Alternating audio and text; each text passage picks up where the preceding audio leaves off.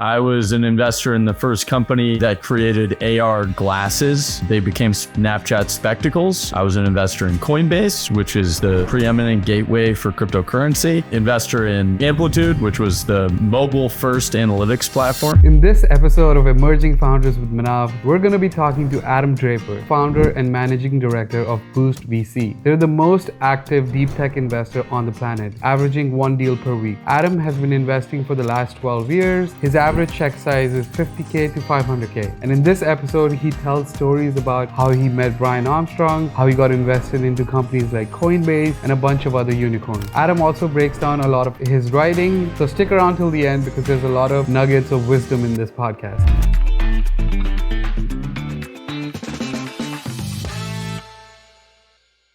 I'm really excited to have you on the show, Adam. How are you doing today? Hey, thanks for having me on the show, Manav. My name's Adam Draper, and Boost VC is the pre-seed fund for deep tech. We are averaging a deal a week. Typically, we like to be the first check writer, so we write $500,000 checks into pre-seed rounds, and we try to just specialize on the cutting edge of amazing founders trying to solve hard problems. Amazing. And how did you end up deciding like deep tech is the vertical you want to go after? I've always done deep tech is a real answer. I was an investor in the first company that created AR glasses. They became Snapchat spectacles, but it was called Vergence Labs. I was an investor in Coinbase, which is the preeminent gateway for cryptocurrency. Investor in Amplitude, which was the mobile first analytics platform. And so really the answer is just like the types of deals that get through the filter have to be insane to get to me. I was 26 when I started to invest in startups. The companies that get through the filter of like the government, big corporations, traditional venture firms, and then I get to see the deal. Like if it's a classically good idea, those three groups should have picked it up and invested. And so I've just always spent time on the things that drip through that filter. Those happen to be the things that end up changing our world. And that's special. I mean, investing in Coinbase seems like a no-brainer right now. 40 million plus Americans own crypto. But when you were investing in Coinbase, what was the conviction or what was the story behind that deal? I have so much to thank Brian Armstrong for. So I hadn't heard of Bitcoin when I met Brian Armstrong. What year is that? 2012. He was on a list of companies and I reached out to him and it was like, hey, my name's Adam. I invest in some startups. I proved it by writing a couple startup names. And to his credit, he took the meeting. We met. He didn't lead with Bitcoin, which was great and different than everyone else now. He said, at some point, the world is going to be on one financial infrastructure. And that saying made sense to me. So at that time, like people were on Skype, Zoom wasn't a thing yet. You were able to call anyone in the world, but you weren't able to pay anyone in the world. So there were all these gatekeepers for you to be able to pay. And I was like, yeah, that makes sense. Venmo was just starting to like be a thing. Like there weren't really financial tools to be able to like transact easily. And then the second thing that resonated and rings in your ear where it is, he said very rationally, he said, this could be $1 trillion opportunity. And he didn't mean him. He meant like Bitcoin holistically, like, and he was wrong. It's already a $2 trillion opportunity and like it's ever growing every day. And so I ended up sitting on it for a while. I didn't make the decision immediately. It turned out he had met 100 other investors and like no one had said yes, basically. And that was the seed round, basically. This is the seed round. Yeah. And so one day I'm thinking about this decision and I'm reading an Economist magazine on the toilet. And it's a 2011 magazine and it said, Bitcoin bubble burst? ?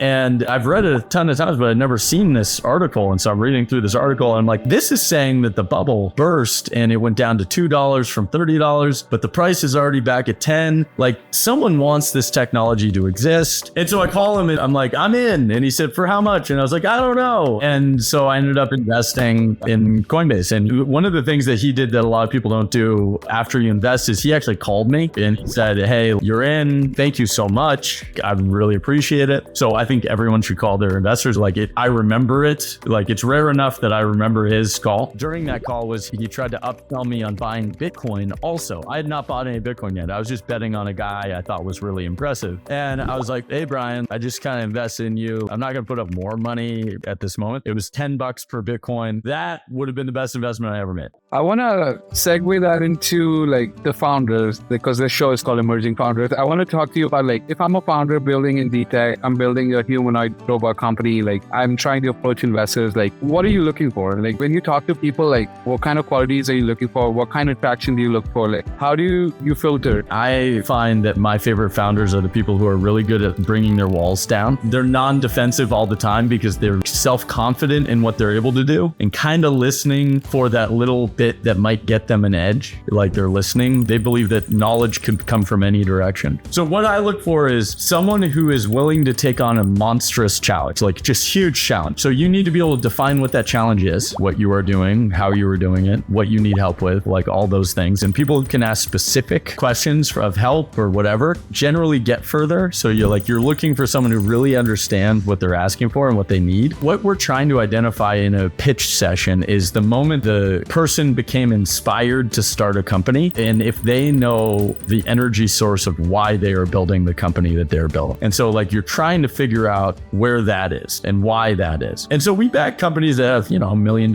in revenue off of a software product, and we back companies that might not have a product for 6 years, but they do need to have an idea of how it will get funded, and they need to have obsessed over it for long enough that they really are intimately familiar and they can explain nuclear fission to me. Founders have great clarity. They're able to explain very complex things very simply. From my perspective, my goal is to figure out what risk I'm taking when I invest. And so you need to narrow my risks down. You have to be able to explain why I'm minimizing my risk a little bit and why I should be excited about what you're doing and that you're going to be able to build it. I don't like when people think about, and then I'm going to raise the Series A. And I'm like, you don't know who you are yet. You haven't figured out what this company is yet. And those are tough for me where it's and that's coming up next. And it's sad. That isn't how it works. It works when you earn it. I was reading your newsletter and this term really stood out for me. You said there is no lion in the bush. You want to expand on that? Me and my friend Colin West, who runs Ensemble Ventures, whenever we get together, we talk about how the universe works. It's a common theme of all of our conversations. But there's one term that we always talk about, which is there's no lion in the bush. And it's when you encounter a decision making, I find a lot of people who run into a decision and they know they would like to take the risk. However, they feel the better option is the safe option because it's more certain. And we evolved over a period of time where there was a time frame when you heard a rustle in the bush, there was an actual lion. And we've evolved over time as a society where lions are not the problem in the bush. And so we as a society actually invent a lot of things to be afraid of that aren't really big deals. And whenever Colin and I are together, me with anyone, but when Colin and I are together and I'm thinking through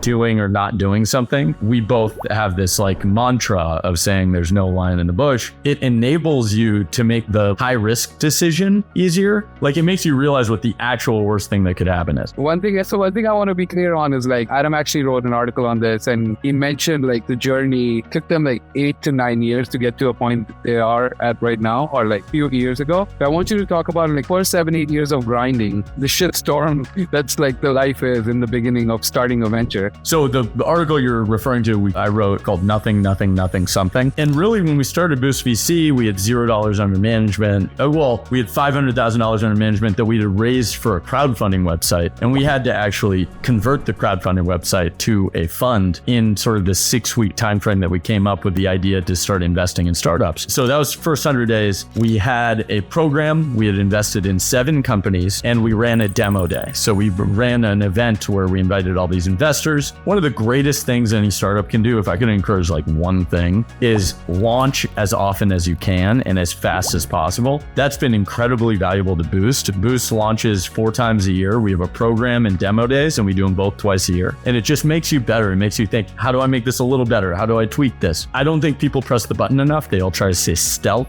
they have some unique insight that the world's not ready for. And it's the world's ready. They just need to try it and tell you that it sucks. And you need to be okay with that. Dude, our first iteration, I begged, borrowed, and stole 70 people to get to that event. Then I raised a $6 million fund that was sort of our first outside capital from there were 4 people who were invested in the $500K. It was $6 million. And that sounds like a lot, but a fund that you can't really generate enough revenue off of $6 million to pay your employees or anyone. So me and my partner were very low cost. I don't think I was paying myself at this time, maybe small amount. This lasts the first 3 to 4 years, basically, was $500K investment, $6 million fund. And then we went out and we tried to raise a first institutional fund. And we were very fortunate fortunate. We had built up a brand as we are the Bitcoin investor. Like, we are investing in Bitcoin related startups. That is what we're going to do. And we were so early and no one else wanted to invest. We were writing like $10,000 checks. The companies were incredibly thankful, and we were investing and getting a pretty sizable amount of the company. And we were 1,000 days in. So that's roughly 2.5, 3 years in. And we probably had 2 markups and we'd done 100 deals. And so I'm looking at 4 or 5 years into Boost VC, and like no one has piled money into our company. We were just like a weird sideshow that was doing Bitcoin related things. And we were kind of growing in the wild over there somewhere. And we just never looked like what people wanted. And so we were really fortunate. We were an acquired taste, and we were able to attract the money to be able to raise our next fund, which ended up being $38 million,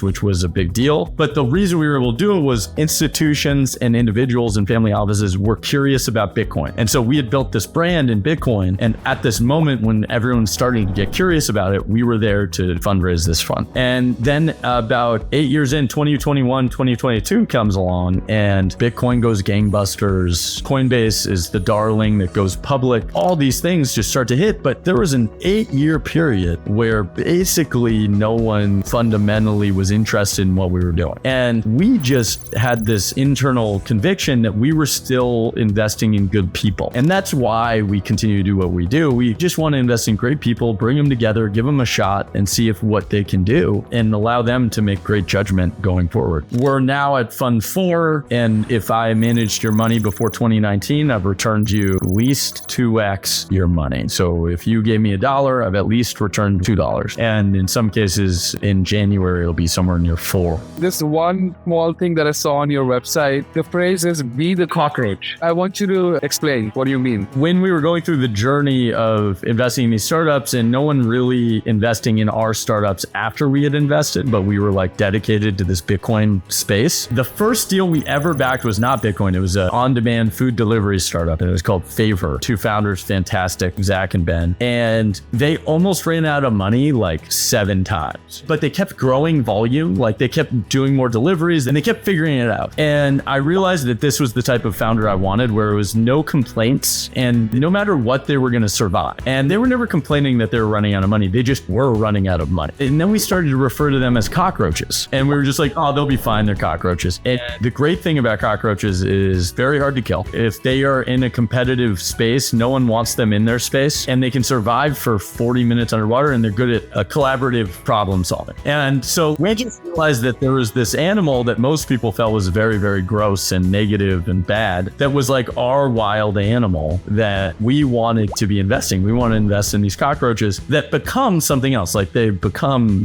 beautiful phoenixes or whatever. That's such a good takeaway for me personally. Like, it's kind of like a sub community. Like, I identify as a cockroach, like, gonna persevere whatever I do. That's such a good takeaway. I really like what you write, and I wish more people would go follow Adam's newsletter. Adam, how can people find you? Feel free to email me. It's adam@boost.vc. That's probably one way to find me. The other is follow me on Twitter. That's probably the lowest friction, @AdamDraper. Or I write a blog at Things I Write, which we actually covered a lot of my blogs too. But it was great to hang, Manav. Thank you so much.